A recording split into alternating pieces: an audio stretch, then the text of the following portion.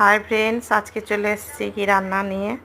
তো দেখো আজকে রান্না করব পাঁচ মিশেলি চচ্চড়ি। তার জন্য দেখো কেটে নিয়েছি কচুটা কেটে একটু ভাপিয়ে নিয়েছি। এখানে রয়েছে পেঁয়াজ কুচি, লঙ্কা কুচি, আর কোনো মশলা নয়। আর এখানে রয়েছে বেগুন, মূলো, ঝিঙে। হ্যাঁ, মোটামুটি 3-4 রকম সবজি দিয়ে চচ্চড়ি করছি। প্রথমে কড়াইতে তেল দিলাম, 5 ফোড়ন দিলাম, পেঁয়াজ কুচি দিলাম, লঙ্কা দিলাম, আর একটুখানি লবণ দিলাম। দিয়ে তারপরে আমি সব সবজিগুলো দিয়ে দিলাম। দিয়ে ভালো করে নেড়ে চেড়ে তারপরে কি করব, পরিমাণ মতো হলুদ দিয়ে দেব, দিয়ে ঢাকনা দিয়ে দেব। এই রান্নাটা এর সবজির জলেই হবে, মানে লাস্টের দিকে আমি একটুখানি জল দেব।